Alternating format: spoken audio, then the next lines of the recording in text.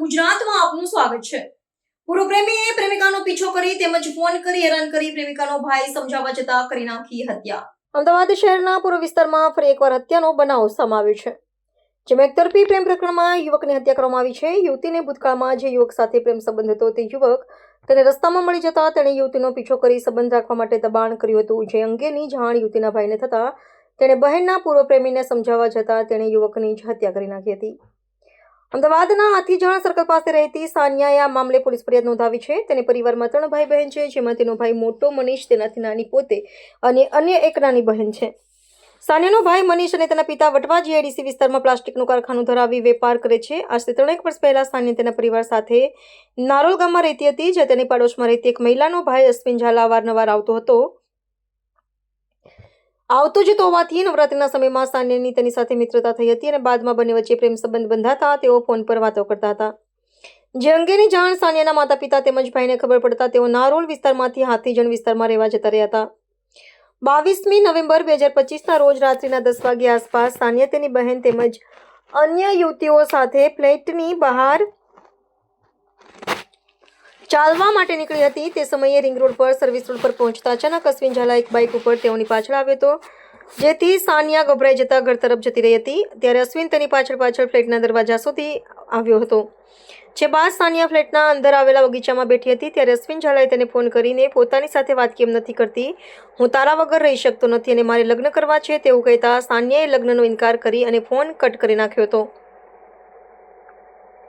થોડી વાર પછી સાનિયાના ભાઈ મનીષનો તેને ફોન આવતા તે ગભરાયેલી હોવાનું ભાઈને જણાતા તેને પૂછતા સાનિયાએ સમગ્ર ઘટના જણાવી હતી, જે બાદ મનીષે અશ્વિન સાથે વાતચીત કરવા જાઉં છું તેવું કહી ફોન કાપી નાખ્યો હતો।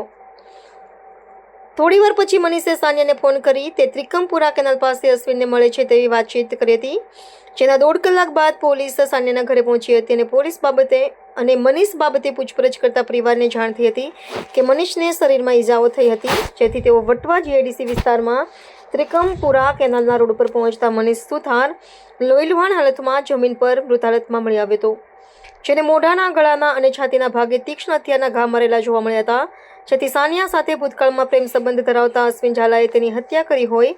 આ મામલે વટવા જીઆઈડીસી પોલીસ સ્ટેશનમાં હત્યાનો ગુનો દાખલ કરવામાં આવ્યો। સમગ્ર મામલે પોલીસે ગણતરીની કલાકોમાં આરોપી અશ્વિન ઝાલાની ધરપકડ કરીને આગળની કાર્યવાહી હાથ ધરી છે। ગઈકાલે રાત્રિના આશરે 11:30 વાગ્યા આજુબાજુ વટવા જીઆઈડીસી વિસ્તારમાં એક અજાણ્યા વ્યક્તિની લાશ મળી આવી તેવા મેસેજ પોલીસને મળ્યા હતા। તાત્કાલિક લોકલ પોલીસની ટીમ ઘટના સ્થળ ઉપર જઈને ત્યાં જોતા એક વ્યક્તિની કોઈ અજાણ્યા વ્યક્તિ દ્વારા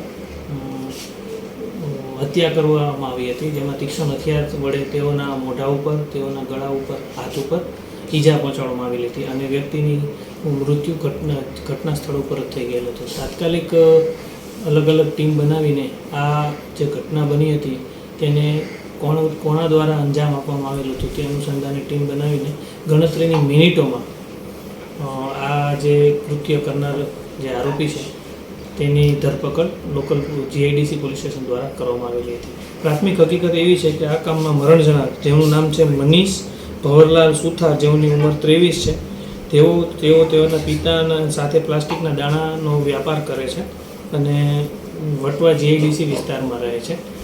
તેઓની જે બહેન છે તેઓ સાથે આ કામના જે આરોપી છે, જેનું આરોપીનું નામ છે અશ્વિન તેજમલસિંહ ઝાલા, ઉંમર વર્ષ 24, જેઓ ઘોડા કેમ્પ પસારવામાં રહે છે। તેઓને 3 વર્ષ અગાઉ પ્રેમ થયો હતો મિત્રતા થયા બાદ, અને 6 મહિના અગાઉ તેઓના સંબંધમાં ખટરાગ આવેલો હતો અને તેઓ છૂટા પડેલ હતા। તો આ અનુસંધાને અચાનક આ કામના જે મરણ જનાર છે તેઓના બહેન વટવા જીઆઈડીસી વિસ્તારમાં જેના ઘરની નજીક વોક કરવા નીકળેલ હતા। અચાનક આ કામના જે આરોપી છે તેઓ પાસે આવેલ હતા અને તેઓને કહેલ હતા કે તું મારી સાથે લગ્ન કરી લે, હું નહીં જીવી શકું અને તારા વગર હું બીજે ક્યાંય લગ્ન નહીં કરું। પરંતુ આ જે આખી ઘટના થઈ તેમાં અચાનક પછી ફોન આવતા આ કામના જે મરણ જનારના બહેન છે તેઓના ભાઈને જાણ કરતા તેઓના ભાઈએ આ કામના આરોપીને ફોન ઉપર સંપર્ક કરીને તેઓને ત્રિકમપુરા કેનાલ પાસે બોલાવવામાં આવેલ હતા અને ત્યાં ત્રિકમપુરા કેનાલ પાસે જે મરણ જનાર છે તે અને આરોપી છે તેઓને એકબીજા ઉપર ઝપાઝપી થઈ અને ઝઘડો થતાં તીક્ષ્ણ હથિયાર વડે આ આરોપીએ અલગ અલગ ઘા ઝીકીને ઘટના સ્થળ ઉપર જ આ કામના જે મરણ જનાર છે તેઓની હત્યા કરી નાખવામાં આવી છે. સાહેબ, આરોપીનું બેકગ્રાઉન્ડ શું છે?